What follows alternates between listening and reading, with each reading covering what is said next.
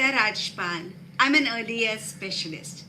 I've been teaching for 22 years, but I've been learning my whole life. And that's why I have a company named Edu Learn Grow. I'm passionate about creating learning environments that are engaging, meaningful, and fun for children. I'm also a sports nutritionist, an avid traveler, an active Rotarian. I'm the territory head for the Early Childhood Association Mumbai. I'm the founder of EduLearn Grow and the co-founder of the ABCD show. Hi, I'm Bela Kotwani, also known as Big B. Big for the size of my heart and B for Bela. A fun-loving person with a great sense of humor and a passionate pickleball player. National Core Committee member of Early Childhood Association, founder and principal Cosmic Kids International, co-founder Puppet Maestros and the ABCD show. An educationist and a puppeteer who helps teachers to make learning fun for children by using puppets as a tool for teaching. My vision is to help parents and teachers raise emotionally intelligent children. Welcome to season 2 of the ABCD show.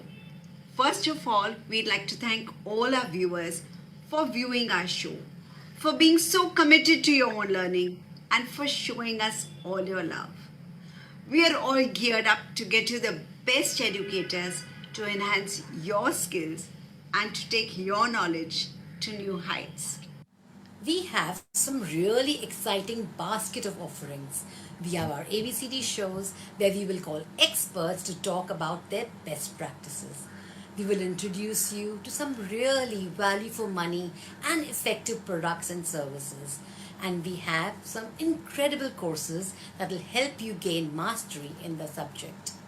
Season 2 has a different format. We will have Ask Amrita and Bela on alternate Wednesdays, where you will ask us your questions on child development and we will revert. And on the other 2 Wednesdays, we will have ABCD shows with speakers, or we'll showcase new products or new ideas and innovations. So parents and teachers, email us your questions on topics relating to early childhood development, education and rearing on the ABCD show 6@gmail.com. And we will be back with the answers on Facebook Live. Waiting to see you soon.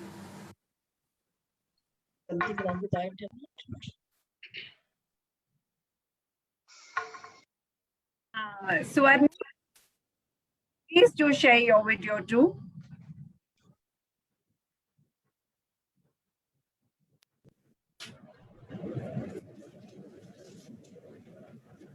Totally overwhelmed with this mammoth response of our Online Parenting Summit 2020. With 1 lakh plus views for the Summit 2020 on media handles. With massive engagement of 3,000 plus parents for the event. With 6 strong community partners like ECA, APA, Unimo, Wow Parenting, Parents World and Educational Worlds. With 5 plus associate partners and 80 plus affiliates. With 100 plus applications from speakers across the globe. And with 150 application from young achievers to be a part of Young Turk Talks. Also, with Parenting Champion exclusive community to guide, share and support parents. We have come together to redefine parenting, to evolve into a better version of ourselves. Because it's not about resources, but about change. It's not about teaching, but about implementation. It's not about learning, but about a total transformation. It's not about surviving, but about thriving. Just one generation of right parenting can make our world better and finer and create multi-generational impact. We are intentional about a finer world.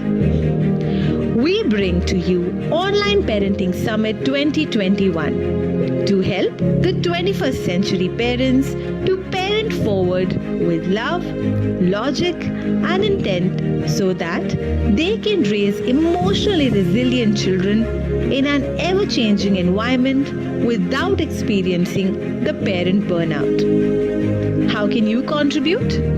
You'll change the world with your wisdom by being our esteemed speaker and an agent of transformation to make this world a better and finer place. Associate with our cause by becoming a sponsor.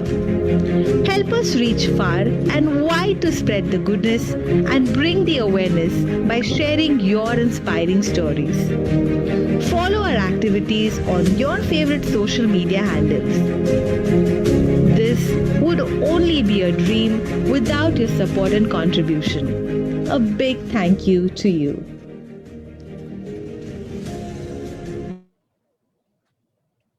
Wonderful.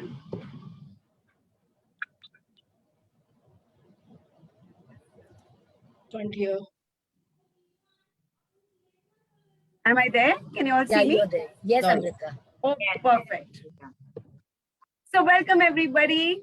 Welcome to ABCD and the Online Parenting Summit, and we bring to you the past, present, and future of parenting. So parenting styles are a combination of strategies used by parents to raise their children. Every parent chooses their parenting style based on the values and learnings they want to instill in their child. Every child is unique, and so parenting can't be done with a one-size-fits-all approach. Here we have a very, very interesting panel. We have parents of children of all ages, truly perspectives on parenting from all generations. So we have with us Aditya Katapadia. He's a hands-on father and the founder of the Online Parenting Summit, with a mission to redefine parenthood to new real practical practices. This platform has the best of industry experts, as we just saw, educationists, psychologists, and they all guide parents on their challenges. Thank you. Thank you, Amrita. Next, we have Pushpa Suryamurthy. So Pushpa Suryamurthy is a grandmother. She was born and brought up in Mumbai. She did her LLB and then she went on to do export management. She ran a travel agency for 20 years. Then she got involved with social work and joined Inner Wheel. And through Inner Wheel, she was in charge of Teach. Now, Teach is an abbreviation for teachers training, learning, adoption of school, child literacy, happy school. So she is well versed with all these things. She became the chairman of Inner Wheel and then the national president. And July onwards, she's going to be the Rotary Club secretary. Now, Pushpa and I have that in common. Both of us are going to become Rotary secretaries in July. Thank you. So welcome, Pushpa. Thank you. I forgot to mention, she may have a granddaughter, but she is ever young because she enjoys dancing. She loves sports. So welcome, dear. Thank you. And next we have Sangeena Sharma. So Sangeena Sharma became a mother at 23 to her son Sharan. And then 12 years later came along a second one, her daughter Shania. Having two kids so many years apart has kept her forever young. One thing I'd want to add over here is Shania was in the school where I was a coordinator 20 years back. And Sharan and Shania both were, Bela was their class teacher. So it's such a small world. And Sangeena has not changed one bit. She truly is forever young. Thank you. So ever since, she's been a completely hands-on mom. I've actually seen that. She used to come and drop Shania and pick up Shania every day, and many times with her husband. So both of them are hands-on parents. And she's done everything for her children without any nannies or maids or whatever. In fact, her mother-in-law has always made fun of her, and she said, "Hamesha apne ando par baiti rehti hai." So both her kids are grown up now. They live on their own. They're totally independent. but she hasn't stopped being a mummy. She has 3 puppies now and she's very happy. Her tribe is increased. She's got 5 children. So, welcome, Sangeena. Thank you. So happy to have you here. And now we have Aarti Shah. So, Aarti Shah grew up in Paraguay and she studied international finance and marketing at the University of Miami. She's moved across the globe post-marriage and now she's a full-time mom and she's also a Spanish teacher. So Aarti Shah loves running. She's run quite a few half marathons and she's very passionate about it. Welcome, Aarti. Thank you. Yes, Aarti has a 3-year-old daughter and she's also expecting another baby in November. So we're happy to have you on our show. Thank you so much. And we have Simran. Simran has had this very interesting career graph. She's been in aerospace. She's worked with a superstar as a manager. She's headed live business at Universal. And she's a blogger. And she writes a blog called Mom the Bloggy. And she's a full-time mom to a 3-year-old. So welcome, Simran. Yes. Thank you. Thank you so much. So nice to have you here. Yes, welcome to everyone from me as well to the ABCD show. Thank you for being with us on this platform. Thank you. Thank you. This is such a, can you see the diversity in all these people? We have a grandmother, we have a mother who's got 2 children, with practically a generation apart. And we've got one who is expecting a baby and one who writes full time on a blog on being a mother. So fabulous. Yeah. But before we start, Aditya, I want you to tell our viewers more about the Online Parenting Summit. This is the 2nd year of the Online Parenting Summit. Bela and I were both speakers last year and it was very, very interesting. And, after you tell everyone about the Online Parenting Summit, I want to ask you, what inspired you to start this? I mean, we haven't heard of any online parenting summits at all. Thanks, Amrita. Thanks, Bela, for having us on your platform today. It has been a pleasure. So, Online Parenting Summit was born last year during the COVID times, especially when we realized, and as per our today's topic, past, present, and future of parenting. We all know that definition of parenting post-COVID has changed. The responsibilities which a parent was handling before COVID times or the way parenting was imagined and executed was way different. Now parents are facing a lot bigger challenge in terms of making sure that their child's developmental milestones are met when he's at home.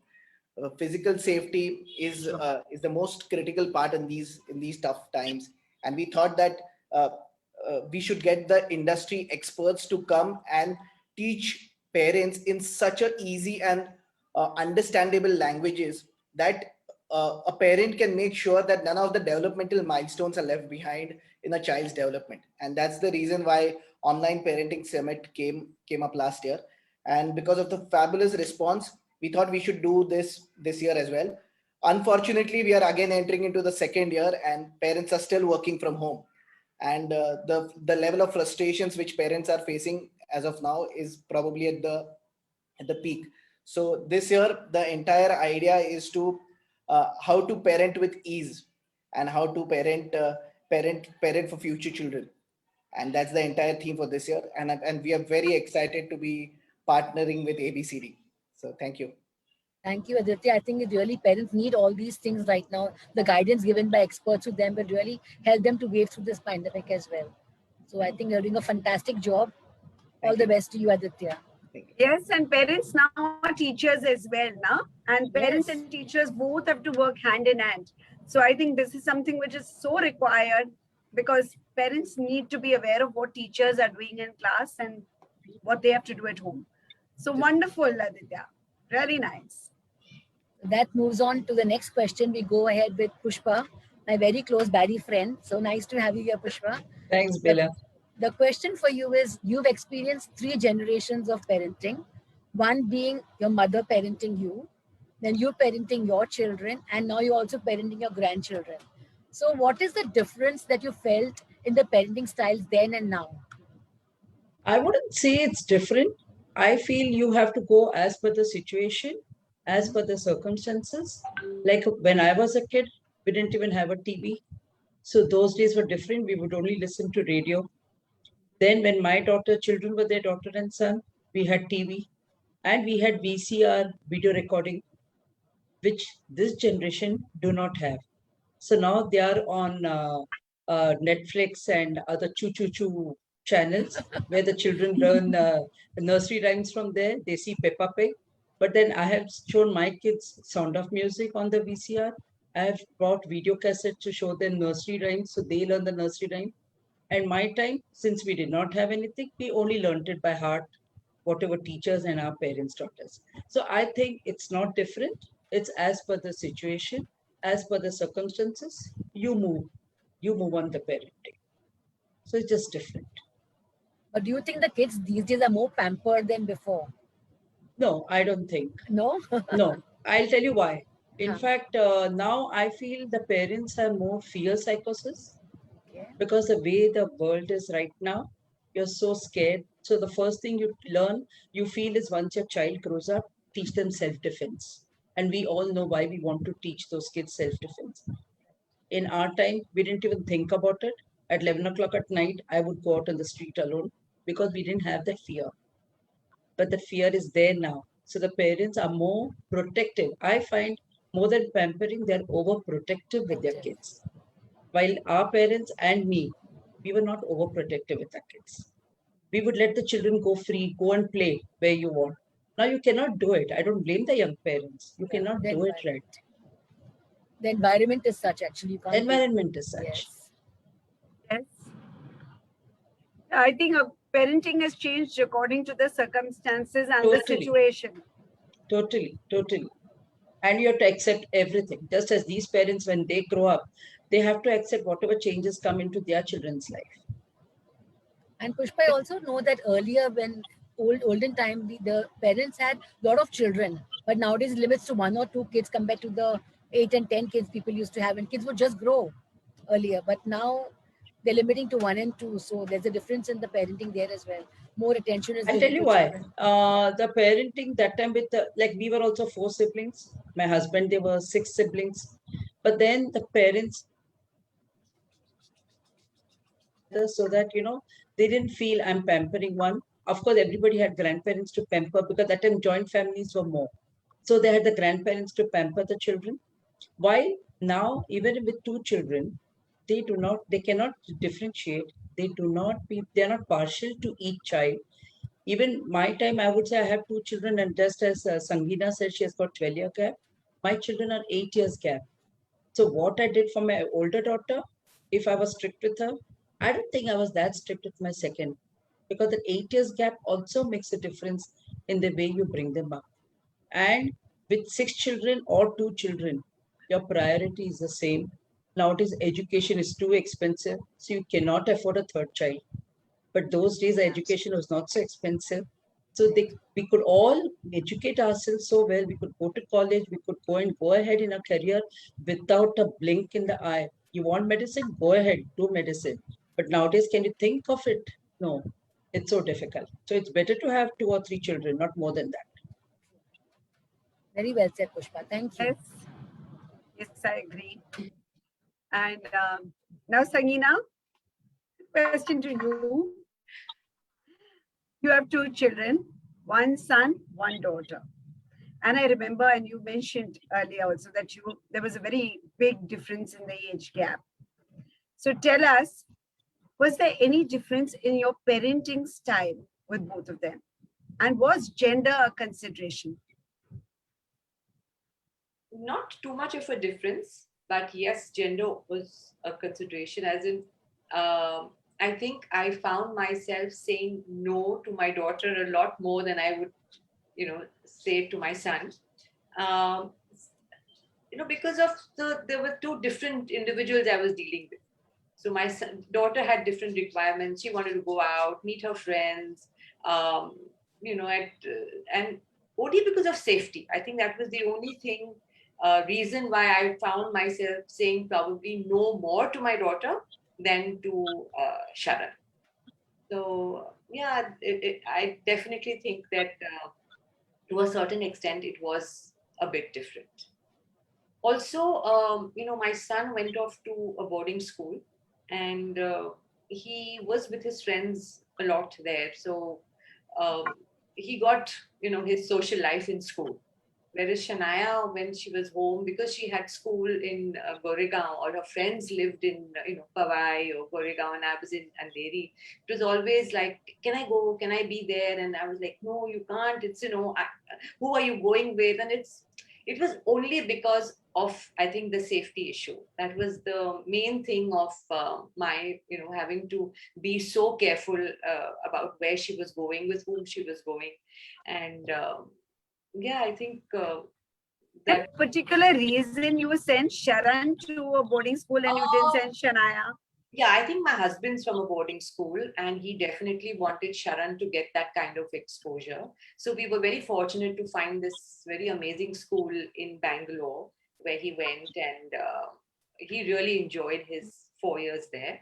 Didn't send Shania to a boarding school because Sharan was a lot into sports. So when you're into sports, I think you make your friends and you have a lot of stuff to do after school hours. Shania was more into theater and debates and, different kinds of, dance. So she wasn't very keen to go to a boarding school. So we didn't push her at all because it had to be, their decision. Of course. Sharan was happy to go. Shania did not want to go. So she was with us. She didn't go till she had to go off to college to the US. So from your side, you didn't discriminate and you gave them the choice. Absolutely. It was their choice. I mean, we took him to the school. We took him to various schools and said, it's your choice. Do you want to go? In fact, it was really very funny because when I went to AVM to get his leaving certificate, one of the peons there said, "Arey, madam, aap kyun usko nikal rahe ho? Itna acha bachcha hai." It was like only bad kids go to boarding school, so how can you send Sharan, itna acha bachcha ko aap kyun bhej rahe ho? But I think it was just giving him a different, different opportunities that the schools in Bombay were not offering at that point of time. And he was lucky to go in, and he really enjoyed his 4 years there. So, See, the reason why the peon must have said that is because parents use it like a punishment sometimes. yes. You don't study, I'll send you to boarding school, that kind of a thing. Yeah. So, Or we'll send you away. yes, send you away. So, but it was a happy reason that he was going. It was not that, we wanted him to go because, like you said, like a punishment. That was not That's it. what, yeah. Yeah. So thank you, Sangeena. Now we move on to Simran. Simran is actually a blogger, mom blogger. Her handle is called Mom the Bloggy. So Simran, I want to ask you, what inspired you to become a mom blogger? So actually, I quit working in last year, 2020 February, and then the pandemic hit us. In my life, I have never cooked, so I was put in a position where I had to cook. I had to manage a house. I had to raise a 2-year-old. I had my husband who was a frontline worker, so he was always with COVID, and we had a lot of situations. So it was really getting very worked up for the first 6 months. Obviously, all of us had our own situations. But after that, when it eased out a little, after working for a decade, it was like a vacuum because you didn't know what to do. And I have always in my life written a lot, even if it is just a diary or a book or a note or a letter or anything on those lines. So then that is when I said I want to find a way to write. And then I had a few friends in the airline who are now mothers who started blogging themselves. So that is how I started watching their thing. And I said, why don't I start it? Let's see where it goes. It was more about the passion. I never looked at it as influencing. I didn't even know it was called influencing until somebody told me about it. But I wrote, and then I observed a couple of accounts and moms doing a lot of work. And then I saw brands coming in wanting us to publicize. And then they told us, you're an influencer because you're on Instagram and you're influencing. So that is how I started, with just the passion of writing and wanting to impart a lot of knowledge on parenting, or what I have experimented and tried and done. Right. So yeah. People normally ask a lot of questions when you're blogging, or they want to hear a particular kind of a blog that you want to write about or you want to talk about. No, so what I do is sometimes in the middle, I put out questions on my stories asking people if they want me to talk about something. In fact, I have sometimes friends who message me who are either new moms. They message me saying, listen, why don't you write about this video? Anyways, I'm going through so much. It'd be nice if you put a video, some other moms might benefit from it. Right. So then I would bring it up. Or sometimes some random circumstance made me think about how a parent would react to a situation and how if I said it out aloud, maybe it would help in at least one or two moms, if not so many. So just for fashion, if you notice my Instagram has a lot of videos and topics that I talk about that we don't really discuss and people don't realize that's an issue. So I like imparting that part of it. If it helps, good. If it doesn't, but that's just a way of putting across knowledge. No. I'm sure many mothers will benefit. In fact, I also sometimes come and have a look at your blogging. So I really love what you're doing. So please do the good work. Thank you, Simran. Thank you. Super. And you have such an interesting name, Mom the Bloggy. So, yes, it's like so evident that you're a mom who blogs. Yeah. Correct. Yes, I wanted to keep it as simple and crisp as possible. Well, you achieved the purpose. Thanks. So great. We are getting on to the future right now, Aarti. And so this question is for you. Aarti, you have one child already. And many people feel that, one child is good enough. They want to have only one and give the best to their child. And now you're expecting your second baby. What are your thoughts on having two children? So before the pandemic, I also felt that having one child was the best way of going. I also felt that giving your 100% to one, then dividing it, because education is very expensive. Lots of things are just expensive for kids, especially in India. I thought having one was the way to go. During the pandemic, I realized that my daughter was constantly longing for someone to play with, someone that she could talk to, someone her age or someone older, but not an adult. There are things that child communicate with another kid that is maybe 2 to 5 years older or maybe younger. So I decided that, that's the best way of giving her the love that she wants to share. She will be 3.5 by the time the second one comes. And ever since I've been pregnant, I've been telling her that, we're expecting a baby. I started off by telling her in Spanish because there is a whole voodoo that we cannot tell that you're pregnant until 3 months. So I was telling her in Spanish that, I'm pregnant, what would you like? And she has like the best answers. I want a brother and a sister. And I want to name it this and that. So she's quite consistent with what she wants. And I like that. That's a quality that a child should have. They should know what they want in life. And she seems very happy. Every week I show her, I have the Ovia app. I show her how the baby is growing, how big it is. And they show you a fruit that resembles the size of the baby. And she thinks that's the food that the baby likes. So right now it's the size of a pomegranate. She's like, oh, baby likes pomegranate? And I was like, yeah, sure, if you think so. So she's very intrigued. She's very attentive. And I think it's the best thing you can give a child, even though it's expensive, it's time consuming. I personally have had the best pregnancy with Myra. I never had any issues. Delivery was easy. She's been a precious little munchkin that is now turned 3. And nonetheless, I think the second one that's coming can just make her life and our life better. So I think having a second one might be difficult, financially might be difficult, time-wise, patience, especially with this COVID going on. But at the end of the day, I think the best gift any parent can give another child, the child that they have, is to have another one. I have an older brother. We fought endless battles when we were younger, but I think right now we are best friends. If we don't speak, it's like, oh, why didn't you call? Why aren't you picking up my calls? He now doesn't talk to me, he speaks to Myra. So I think having a second child is always beneficial. nonetheless, I know Simran is an only child, so she might have other another background to it. But having a brother, I know that at the end of the day, I know I have someone I can lean on. Myra might have a sister, might have a brother, God only knows. But at the end of the day, I know that in the future, like the future has lots of fights for them, but it definitely has great memories and it has great times ahead. Very well I said. want to ask you, Aarti, you have been working, and I'm sure there's going to be a setback to your career for some time. How are you going to deal with that? Now, two So children. I started working when Myra was 14 months old. I started working at Safari Kids here in Bandra. That was just before the year before the pandemic started. And when the pandemic started, they promoted me in the sense that they gave me not only one location in one city, they gave me 4 cities across India.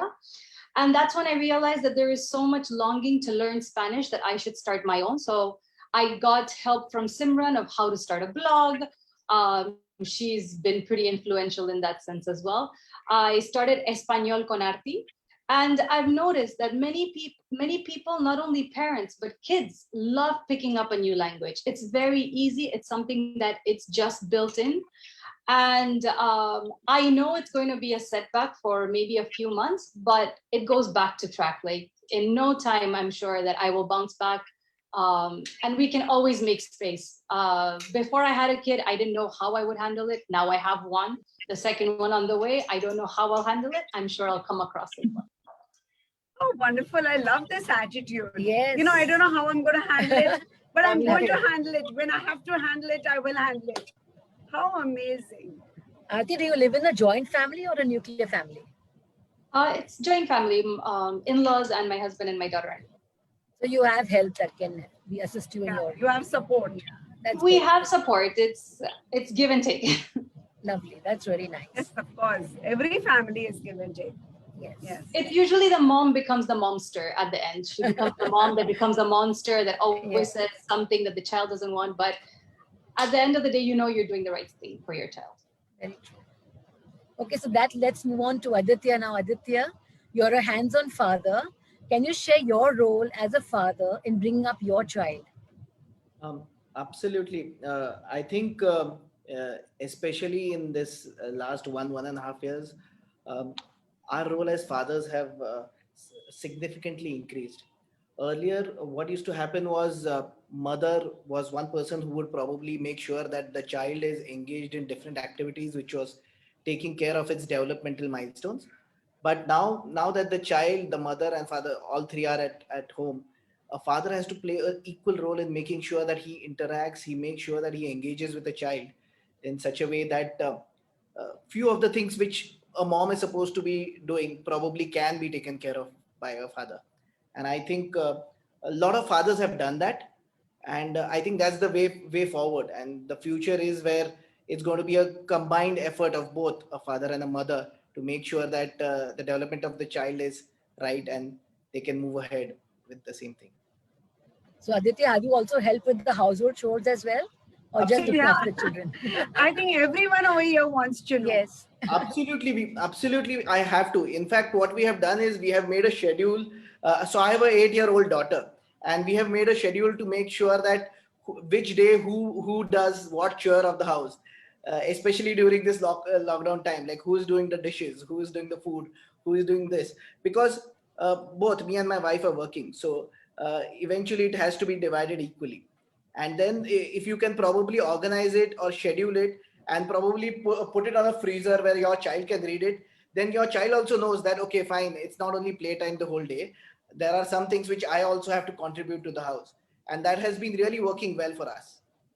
That's lovely. Wonderful. Does anyone over here want to share how it's been like with their better halves or bitter halves sharing in with, parenting? How does it work for all of you? Sangeena, you want to go? You mean post-COVID? No, Or- just generally. Oh, I think we're a team, Sandeep and me. I mean, he's always, I mean, he hasn't really, probably haven't seen him so much in school, or he hasn't come for a lot of the parent-teacher meetings, but he's always been there for his kids, and they know that they can sort of reach out to him whenever they want. He's there to guide them on careers. He's there to guide them on their emotional, matters. And I think together we are. I always tell him, I said, Sanjeev, you and I make the best team, because Amazing. I feel I'm just so happy that our kids are lucky that they have, their parents whenever they want them. Like Sanjeev has been, he's been spending a lot of time at work outside the house, and that's the reason why I said, no, I'm going to be at home, because I feel one parent should be there, in the house for the kids, because he really had very, very regular working hours. And, but I don't think I'd be able to bring up both my kids without his help and without him being there for me and for them whenever we needed him. I think there's a difference in parenting of, say, suppose now, like I would compare, now I would like to compare, like when my husband and we were bringing up our children, I know anything to meet the teachers or parents' day, it was me who would keep going, because husband is always busy. So he would not go. But nowadays, with my daughter and her husband, I find both of them equally involved. If it is to talk to the teacher, and now even when online classes that they have, either she or her husband sitting in front of the TV, in front of the school, and talking and sharing things to the teacher.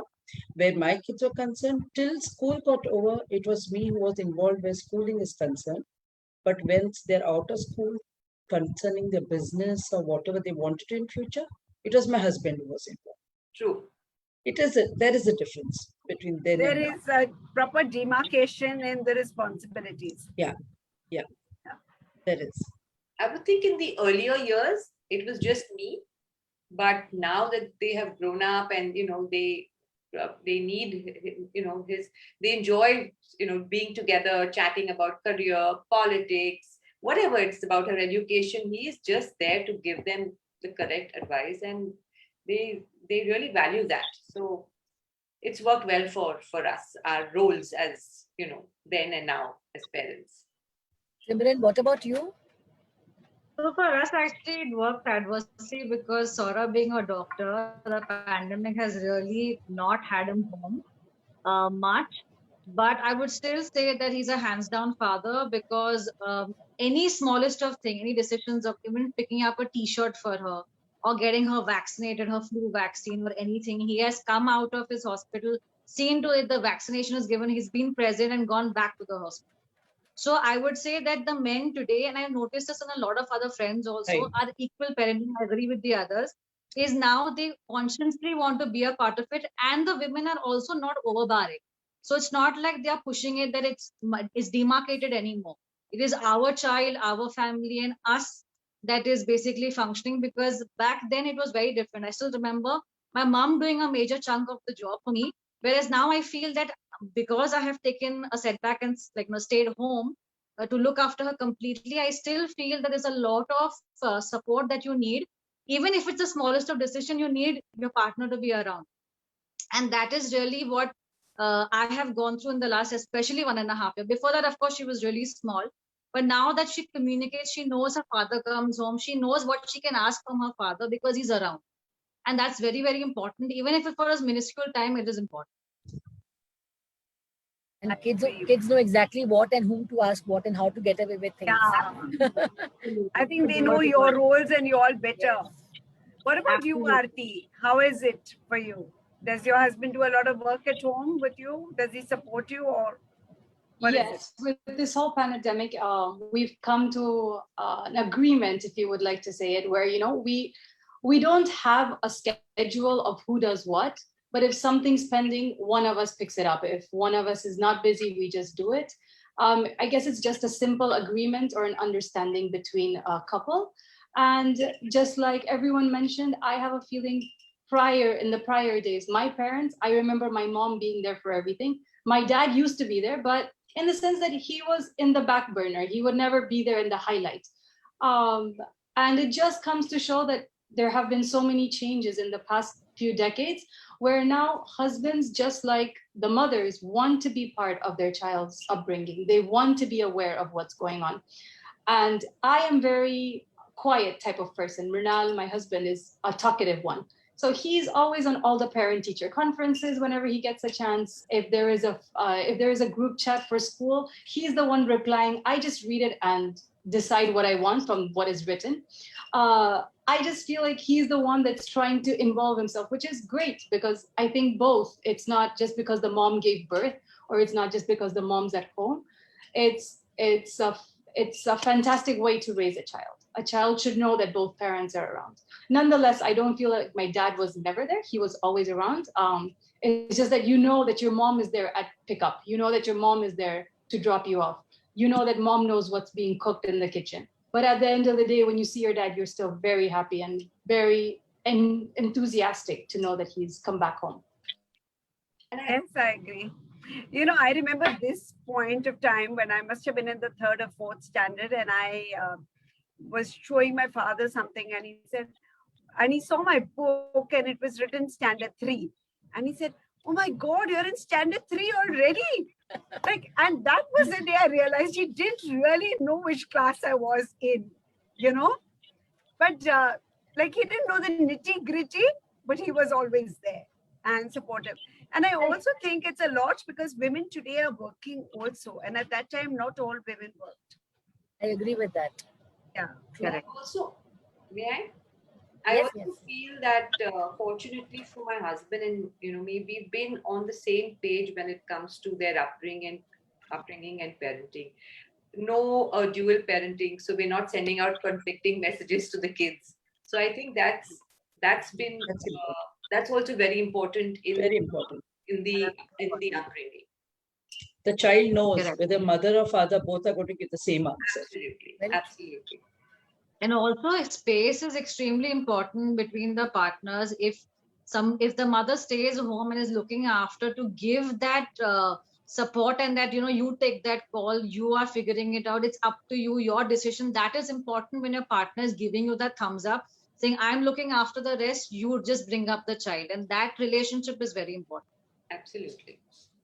There's some value in the relationship also for the person who is staying at home. I think that Yes. that is Yes.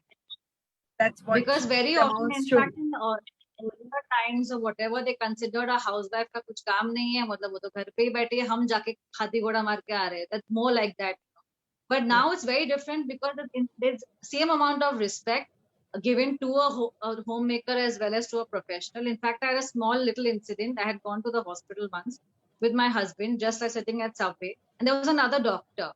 And this was just, I think, after I had quit working, and I felt a little very, very funny because you're so used to working. Suddenly there's nothing attached to your name. It's just your name. You're a mom. That's it. And when we sat across and then we met him and he asked me, "What do you do?" And I said in a very soft voice that I'm a housewife. He said, "Excuse me, that's a better job than what your husband is doing." He said, you're more of a, I think it's the best job. You're more hardworking than us. So that is something which is now changing, which made me realize that yes, people are realizing the hard work a homemaker is putting into the child. Absolutely.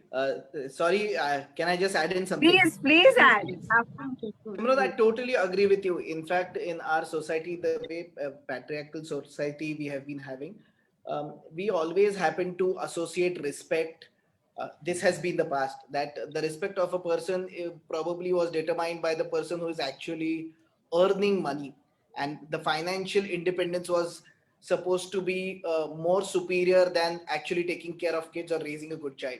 And that myth is being busted in this entire lockdown. I think enough value is given to a mother, and actually your fathers have realized that what does it really take to raise a child. And I think that is something which is going to change in future in terms of parenting. I agree. I totally I would like to agree. ask one more question here now. What are your thoughts about house husbands? Yes. If anybody, If you're Aditya? working from home, I don't think there's any definition for a house husband or a housewife. Very honestly, if we going forward, we are going to see more sort of an hybrid work system where probably a father or a mother would be going once or twice to office, and this sort of an ecosystem would also change the way education is being perceived in India. A child also might go only 1 or 2 days for social development to a school. Similarly, so I think we are soon heading towards a house father and a housewife combined sort of a Yes. thing. Yeah. Totally agree, Aditya. And it's so nice that men are open today and are happy to realize this, and it's not with that whole top down approach. So that is Correct. really nice to see. Yes. So, Pushpa, the next question is for you. And it's a very interesting question because you have a daughter and you have a granddaughter. So, does your daughter listen to you for any advice on parenting? And I have one more question actually. I'm asking you both the questions at one time because, maybe they're connected. Can you say no to your granddaughter like you said to your child? I have 2 granddaughters, not one. Oh, two. Okay. There's just 1.5 year gap between the two.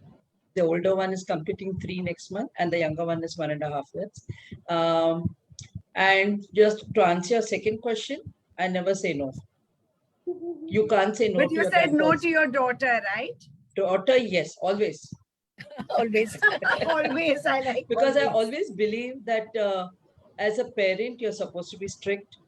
But for the child, they have their parents who tell them yes or no, but they have their grandparents who cannot say no to them.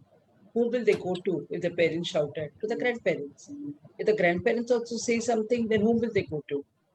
So I always believe as a grandparent, you have no right to yell at the child unless it's a grave mistake where you feel you have to tell the child something, grandchild something. That is like different. danger or something. Something, like that. yes. Yeah. Like A real safety dangerous thing. thing. Yeah. Like especially nowadays, what's happening, you guide your granddaughter also because everybody's opening their mind about the good touch and bad touch. We do tell even the grandchildren about these things.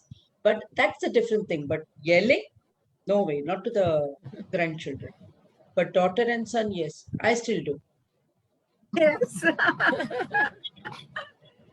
See how parents are, how they change when they become grandparents. Truly, My daughter you cannot always say tells. no. So all the chocolates, pizzas, all that is allowed to them. And are you like one of those? No, and then I tell my children to diet. Children to diet. They diet, but diet is not meant for the grandchildren. Uh-huh. That they have their parents to be strict with. Why should we tell them? True, then parents are doing a good job there. Yeah. But now I want to know also, how open is your daughter, this generation now, to listening to your advice on parenting? No, in Do they fact, listen or do they have their own mind that I want to do it my way and you don't interfere? No. Or is it? it's not that they don't listen to you, but what I feel is they have their own mind, this generation, because maybe they are mixing more. They are working girls. They have been mixing around with society much more than what we were doing in our time. And those days we were taught either teachers or parents. You have to listen to either of them. But even when I remember when I was around 50 years and my mother told me something, I used to tell my mom, I have a grown-up daughter. She said, so what? You're still my daughter. I have a right to tell you. But same thing if I tell my daughter now who's about 40, she'll say, Mom, I'm 40 and I know what to do. So you can't tell her they're still my daughter, but they have their own mind and she does listen. And where I feel it's, she feels it is for her betterment, she does listen. Definitely. But as far as possible as a parent, I feel you should not interfere also too much in your children's life once they're married. Don't interfere too much in their life when they're married. Guide them when they're wrong, but otherwise leave them, they will settle themselves. If you don't interfere, they listen to you. I think everybody wants that time to grow up also. No? They need their own, like I'm old enough now, I have my own children. No, but they do listen. They do listen. My daughter and son, both of them listen. But because we don't tell them every day, do this, do that. So it's fine. Simran, what about you? Listen to your mom? She's watching this right now. She'll kill me. So no, actually there are 2 ways of it. Like I still need validation. Like a lot of time my husband keeps telling me that, stop it, like make your own decision. But somewhere down, you're always a child. No matter how old you grow, My father tells me that every day of his life that you're always going to be that small tiny thing that came out, even if you're a mother or a grandmother. So yes, I still need validation somewhere down. If something happens in the day with my own daughter, I call up my husband and I call up my parents for them to see. Let's see what's such a good thing she's done, so that they also clap and they also join the whole thing. So it has always been there. My mother or father, both, I need validation. I need a completement for anything I do, big or small. So yes, think I it's a listen at different times, way. but at times I don't. Like quite a few Simran, times. that's a different way. That's a daughter asking the parents. Yeah. Here it is the parents by themselves tell the daughter, don't do this or do this. It comes out No, different. so my parents So don't Simran, if generally. your mother or father told you something, how would it be for you? How receptive are you? I will listen. My first defense is always no.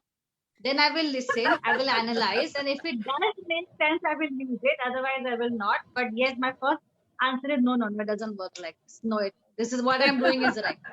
But it's the That's first what. reaction, and then it is going to think that, oh yeah, she did it make sense at some point. I get your So, yeah. point, Pushpa, totally. See, we have this age. See, out I here. said that. It works differently. Works differently. Aarti, what about you? I think I would definitely listen to my parents. I ask them for their views on what I'm planning to do. At the end, what you want to do is totally different, but their concerns and their comments are always well taken. And I feel like they have had so many years of wisdom. The only difference is now with technology changing, with things changing, they have also changed. So their mentality has also changed. And at the end of the day, we wish the best for you. So I would take their concern. But again, like Simran said, you do decide on what you want to do at the end of the day. Very true. Okay, so let's move on to Sangeena now. Sangeena, the question for you is, now your children have left the nest, and so we want to know that how do you handle this emptiness? Bella, to be honest, it's really not so empty because I have my son who lives, in the same building, just in another wing, and he keeps visiting us. And probably I talk to him 10 times a day because he always has issues. This not working, that not working. I'm practically running his house. There's nothing like an empty nest. Yes, my daughter is away, and I haven't seen her now for 7 months. It's been the longest time that she's been away.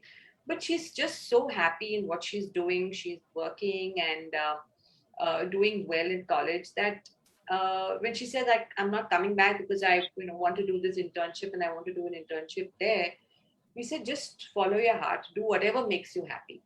And she was here for 8 months when her college was shut, and everything from her online classes to she was a TA, so she was working post her classes, and the time difference, it just completely messed her up. She was just not she was just not motivated sitting here and just doing these online classes. So when she said I just want to go back, even though college hadn't opened, both me and my husband were really worried about it, not because we didn't want her to go and we wanted just to hold on to her, but we were just scared because of this whole COVID situation. Pandemic is, scary. But then I spoke to, when she just came to me once and she said, please understand what I'm going through and I just want to go back. And then I spoke to my husband and we said, there's no point in having an unhappy child with us. Let her go and we'll see whatever has to happen. We'll do the best for her, whatever we can in terms of keeping her safe. And I'm so happy I let her go and live her life because she's just such a happy child now. And that makes me very happy. She's not with me physically, but, I know that when I can go and, when I want to, I can go and see her. But the good part is that she's really very, very happy and, she's emotionally in a very good space. So that makes us very happy. And you have 3 puppies. 3 dogs. Oh, how could I? 3 dogs. So that can never be empty. Yes, no, they are a full-time job because I'm exactly like how I was with my 2 kids. I am the same kind of mom to these 3 puppies. I give them all my time and they are my priority now. So I don't, emptiness as in if you say that I feel lonely or, I it's not even for a minute. not even for a minute. And also thanks to Zoom and thanks to Yes. FaceTime and all, we get to see our kids, and it's so different. It's not that, oh, you're waiting for a call and can't get through and I haven't spoken for so many days, what's happening? So those days are all gone. Now Don't you think sometimes it's easier to connect with them on a call or on Zoom or something rather than have them come home? absolutely, because when we're connecting, there are things to speak about.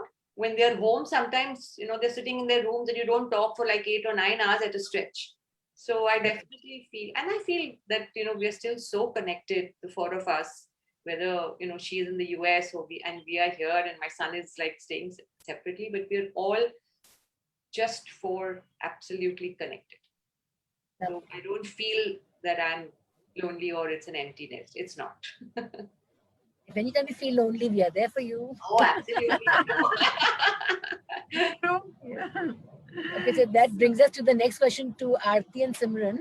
It's to both of y'all. So, how do you handle it when your child doesn't listen to you or throws a tantrum? So, what tactics do you all use for that? Let's hear from you. Could Simran go first? Sure. So yes, when she was 2, I heard about the terrible twos and I was dreading it. So when it started, first few months with the pandemic, I didn't know what to do. My first reaction would be she would scream, I would scream, she would scream, I would scream. And then I would just give up and I would want to cry because I'm so angry and frustrated. And she wants to cry and scream. So it was a cacophony in the house. But I realized with time that she is not going to understand or she can't change. So I have to mellow down, because if I'm going to get my decibels so high so early, I still have a long life to go with her. I cannot lose it so early. So I decided to switch off and use the opposite technique of walking away. So I just, when she would throw a tantrum or she said, this is what I want and I want it now, the answer is in a very simple tone, although affirmative, that no, you can't get it right now. You can get it later or after some time or whatever the situation was. But I would walk away. That would take a few minutes, would take a few seconds. She would calm down and she would automatically come back to herself, realizing there's no use banging my head. She's not going to listen. So yeah, I mean, I changed over the months, but I learned on my own. It started off very bad, but now it's much better. That's great. Aarti, can you share your experience as well? I agree with Simran to the point that silence is the best weapon you can use against your child. It's basically you're silent or you whisper in their ears that, if you do this, you're going to be in big trouble. And that's when things stop. I've realized that over the time, my daughter knows that Mama is the strict one and the rest of the family is very happy to do whatever she wants. So when she sees me, she herself now gives in the remote control and says, Mom, I don't want to watch TV. Why don't we play a game? So I think the months of the pandemic that I have dealt with just silently walking away, nonetheless, yes, I have yelled. Yes, I have been upset at her. Yes, I have just had grudges that why doesn't she understand? I have realized that talking or speaking to your child like an adult over time makes her understand that she's not a baby. I have been telling her, Myra, why don't you just give me your iPad and we can play a different game instead of saying no. Do you like when someone tells you, no, you can't step out. No, you can't go meet your friends. You don't like it. You think the child is going to like it. So I realized that instead of saying no, all you have to do is show them a different direction. Can I have ice cream? How about you have another snack? Can I watch TV? How about we play this new game you just got? So it's changing their perspective, changing their attention, and kids' attention span is just like a fish. In 2 seconds, they forget. So I have a feeling that over time, I have silently not walked away, but silently just stared at her until my eyes popped out and she realized, okay, Mama is not going to agree with me and let's move on. It's the best way, I think. So very rightly said. I want to ask Pushpa this question, and I also want to ask Aditya. How do you all deal with tantrums? Pushpa for your grandchildren and Aditya for your children. How do you manage it? But as I said, the tantrums are dealt by the parents. You don't interfere at all. I don't, as Simran said, my granddaughter did go through the terrible two. I had a very tough time when she was going through that phase in the terrible two. And she would throw tantrums for no rhyme or reason. But then when I would tell her something softly, she would listen. But the moment her mom or dad were there, but tantrums would be really huge. Very difficult to deal with the kid who has tantrums when the parents are around. But when the parents are not there, she was fine. So for me, it was a different take. But as a parent, yes, I pity them. The tantrums was terrible. And luckily, I didn't go through my kids those days. No, they never had any tantrums, both of them. They never threw tantrums. Maybe those days I were. don't think we allowed our children to throw tantrums. Yeah, I've never seen. I We don't think never it's a allowed. question of allowing. I don't know how it started, but I have not seen either my son or daughter throwing any tantrums. No. But nowadays, yes, they do have. I really like your answer, Pushpa. It's great, and I think that's probably my answer too. I hand that over to my wife to handle the tantrum. I think she's best at doing that. So you're not But- handling any of the dirty work, Aditya, or So difficult work. we know exactly when one person is supposed to speak and when one's supposed not to speak, and I think that's very well divided. So that takes the entire journey pretty smooth. But one thing which I And really you want to also- know from all of you, all six of you, is that what was one parenting style which you earlier had, and probably that parenting style is changed forever post pandemic. Like looking at the current situation, probably this is the way we were parenting before, and what is going to be the future in terms of your parenting style changed forever because of this last one. It is something which has been I wanted to ask since a while. So if at all anyone can. Yes, very interesting In question. my case, it's not the parenting style that's changed, it's the parents that have changed. I have two parents now, my son and my daughter. They are the new parents in my life. And yeah, that's actually, I mean, I really can't answer this question because they are so grown up. But honestly, now it's, they are the parents now in my life. Can't go out. What? Going? No, you can't. There's no need for you to go out. Please come back early. Please wear your mask. Take your hand sanitizer. So now they are the new parents in my life. They're the protective ones. Correct. Aditya, I don't think parenting style has changed because what you teach them 3 generations ago, it continues. They teach the same values to their children.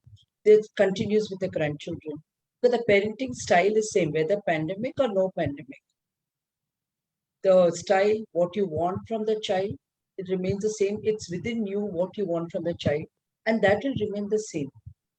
So when I ask this question, the intent is to probably answer that earlier I was the way I look at it is earlier we were very strict or we were very particular in terms of screen time with my daughter.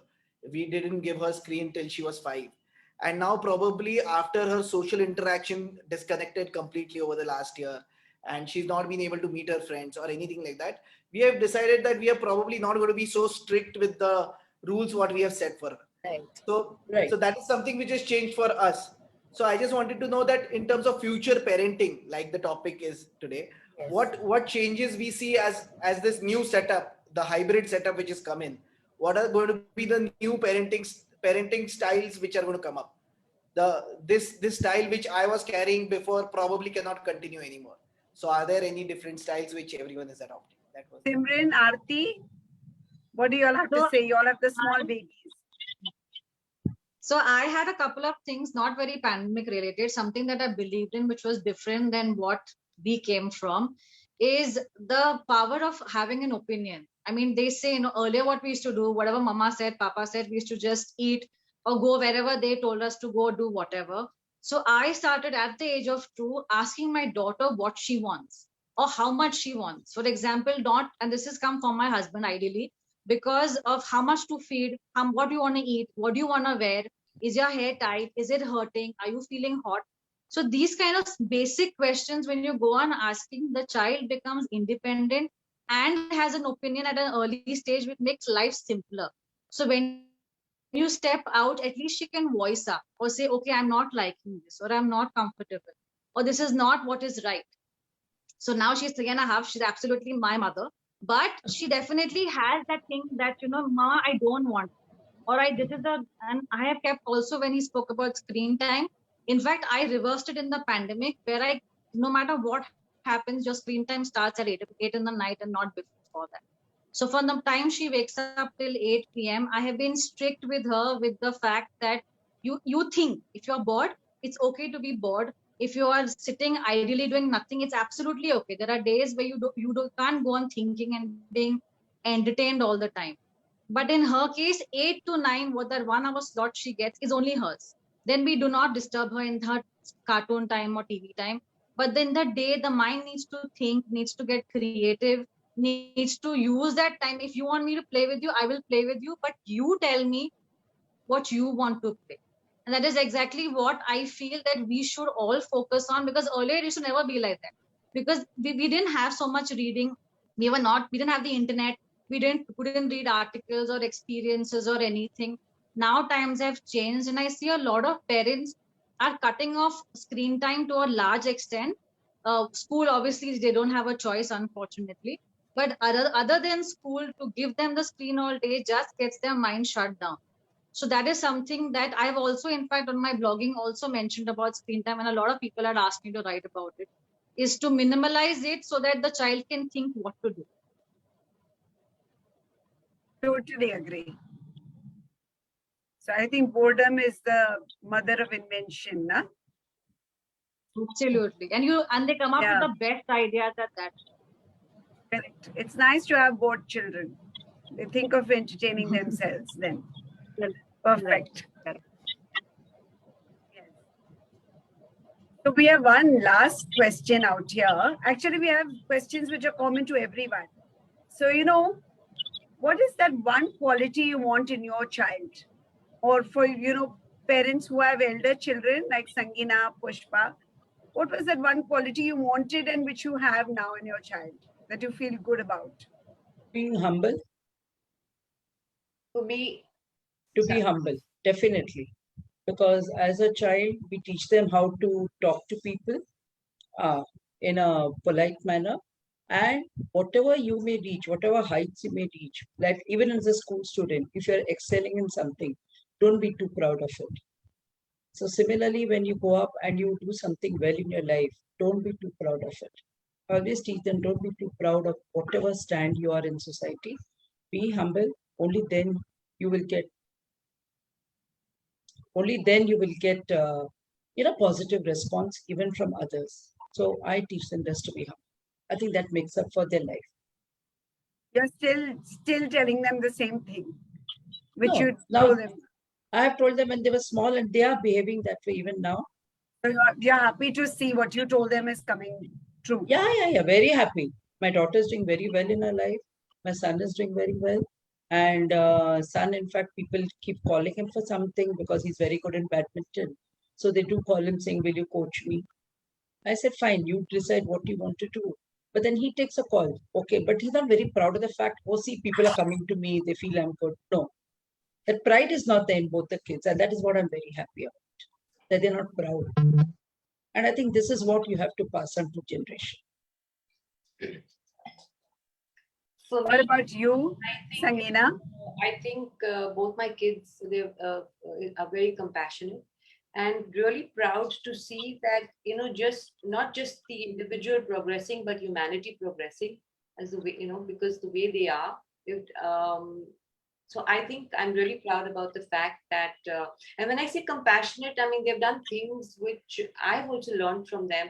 And the biggest thing is they just would not be able to have a meal without, if it wasn't a non-vegetarian meal. And they both have turned vegetarian. They don't eat eggs. And it's, they keep trying to tell me the reason that they're doing it and why they're doing it. And they've managed to convert me as well. And so I think I'm really proud of the way that these two individuals have turned out and being, so compassionate in whatever they do, and happy to learn from them at every given stage. Aditi, you can take it now because you have to leave in 5:15, so you can take. I think he's left. Oh, he's left already. Okay. Yeah. What about you, Simran, Aarti? I agree with Pushpa ma'am and Sangeena ma'am that humble and being empathetic, compassionate, confident in your skills. I would not want her to be ever feel insecure, low or dull or envious, jealous, all these nothing. Just be confident in what you have and be satisfied at the end of the day. Don't want her ever to feel, I wish I could. No, what you have is what you should be happy with. And very, very important is to be humble and empathetic towards people around. That's it. I agree with the previous three ladies. I also think that the child should be resilient in today's day and age. We totally need kids to understand that they need to be strong. They can't be weak. They need to understand that there are going to be fantastic days ahead and bad days ahead. But each day is going to make you stronger and teach you a lesson nonetheless. And our kids need to learn to adapt to the situation, to being optimistic, socially connected, however it is, and yet autonomous. You can't be dependent on someone. So a child should be resilient in today's day and age. I agree, being humble, being compassionate, all of those are very essential. But at the end of the day, right now, the way we're living, if a child is going to be weak or he's not going to be confident, it's not going to survive in this world. You need to be resilient. Totally agree with you, Aarti, on this one. We can take one last question. Bela, you ask the next question and we'll make it the last one. Yes. Okay, now I want to go back to past when we were small and play games in school or even at a birthday party. We used to have this game, passing the parcel, where everybody would pass the parcel and one person would get out. But nowadays I've noticed in parties also, when you go, the person who's out actually gets a prize. So what is your take on this philosophy of everyone getting a prize? Even sports day, na? Yes. There are no winners now. Everybody gets the prize. What do you all Yes. feel about that? I don't agree to it. I feel if a child is excelling in something, appreciate that. If my child is 13 rank in the school, and somebody else is first rank, and they give the same prize or same 5 stars to all 1 to 30, it's not fair to the child who has come first, who's done so well. Appreciate him much more than the child who's not doing so well. And maybe encourage the other children by saying, next time you will be coming forward, next time you will come up, you will come from 30 to 20.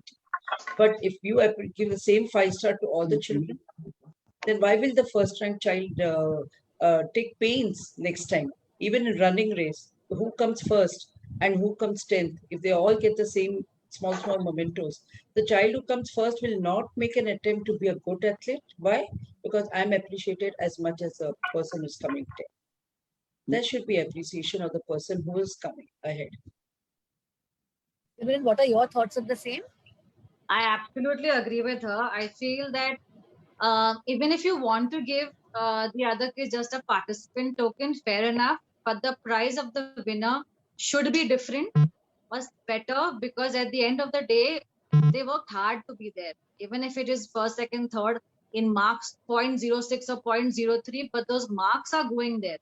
There's a lot of effort that's going there, and the child should be appreciated. We always follow this reward policy. When a child does something good, we always give them something in return. So why not here? You can obviously grade it differently. And also the child has something to look forward to. If you're telling the child that, if you work hard, you will you might come first, you might do better or whatever, the child will always understand the policy of working hard. Not milna, otherwise the attitude becomes that I'm going to get the gift anyway, so how does it matter? Right. So that feeling of competition, healthy competition is important. Healthy competition. Yeah. Aarti, what do you have to say? I agree with Simran's wording of healthy competition.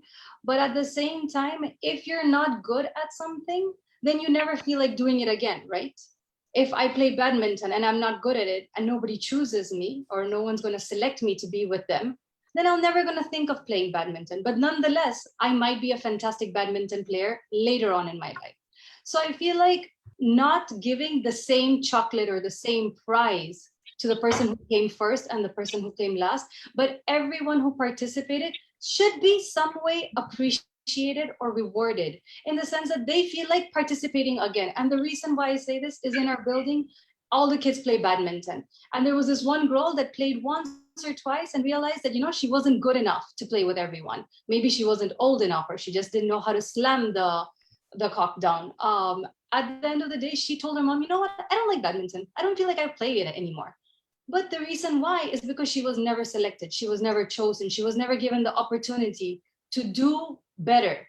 So I feel that nonetheless, there will be a first prize winner, but everyone should be appreciated for the attempt that they have given to be able to play a game, to be able to be in an academic situation. I'm not saying that the person who ranked first should get the same prize that the person who ranked last, but you should appreciate each person who participated, who attempted to do what they were able to do, and give them the hope that they can do better. Because if I tell you, I mean, if you tell a child you're not smart enough, they will never be smart enough. You should appreciate that whatever it's been taught, it's smart enough that they will grow to be a better person. They will be smarter tomorrow. Maybe you're not smart today, but tomorrow you will be smarter. So saying no is also bad. Saying that you did not win is the worst thing you can tell a child. But you should definitely appreciate that they attempted to be where they were. Like, I hate singing. I'm the worst singer. But ever since my daughter is born, I feel like she's taught me I'm the best singer in the world because she likes the way I sing. My husband sings and she says, please, Papa, shush. And then she says, Mama, now you can start. So in that sense, the child has brought me to feel that I am better at something that I thought I was miserable at. And I still think I'm miserable at. The only thing was we Sangeeta? don't teach children failure.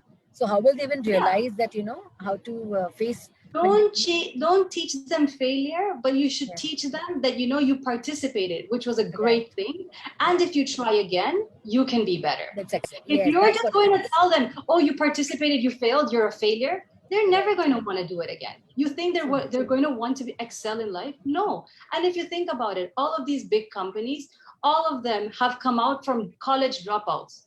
If your child was a college dropout, would you be proud? No. You are not going to be a proud mom saying, oh yeah, my child dropped out of college. But Steve Jobs dropped out of college. He's built $1 billion company. All of these people have. I'm not saying that only college dropouts can, but if you're going to tell your child you're a failure, that's the worst thing you can say to anybody. Even if I say it to an adult, you can't cook. You think that person's going to want to cook tomorrow? No. So you should be positive.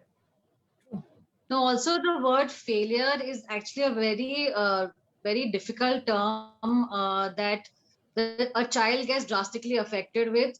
So if you make it sound like you came second or you came third or you did a little less better than the other person, but you participated, and that is most important at the end of the day. Exactly. So the word failure, and in fact, all in our generation also, we always had that you failed in this exam or you failed this. At that point, it would hurt. It would really, really hurt. But now, if you tell a child you failed, the child is not going to take it because the word is taken to another level altogether. So if you tell the child that you did well, you did really well, but a little more effort could have got you a step higher, is a better way of encouraging the children to want to do better. And I'm sorry, but I think I have a very different stance from the rest because I grew up abroad and my parents used to say it like, you're given an essay topic in South America. I can defend that this is a good thing. You can defend it's a bad thing. But yet we both can get 90%, 95, 100. It doesn't mean that my answer was wrong. It means that I defended it correctly. So it's an opinion. It's the statement that you tell a child, you have done good, but you could do better. We'll want the child to want to do it again, try it again. You're going to say, you didn't do good. You didn't get the points. You didn't get the chocolate. You didn't score well. Then why would the child want to try it again? It already feels like it's not doing well. Then let it go. For me, healthy competition is like an oxymoron, it's like saying I'm happily married. So I just think every child is a winner. We just have to push our children to become better versions of themselves. Know their potential, their likes, their dislikes. So, in the school that my daughter went to, in her middle school, after middle school, they had a sports day and it was just so much fun. There was no competition. It was just a fun day on the field, and the way they enjoyed that day, there was nothing like, you did better than me or I did better than you. It was just a day where everybody was participating and they all just got certificates for participating.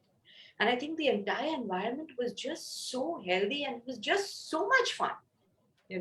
So I think maybe a little bit of both, but I definitely feel that every child is a win. Yes. So they've got both the perspectives. That's really nice. So we've got, yes. different perspectives over here. Actually, different perspective. But what Yes. And question? nobody is wrong. This is the best part Yes. about parenting. You have your value systems and your ideologies and you're passing them on. But it's always nice to listen to everybody else so that you make an informed choice when you parent. Because it needs to resonate with your ideology. Yeah. So wonderful.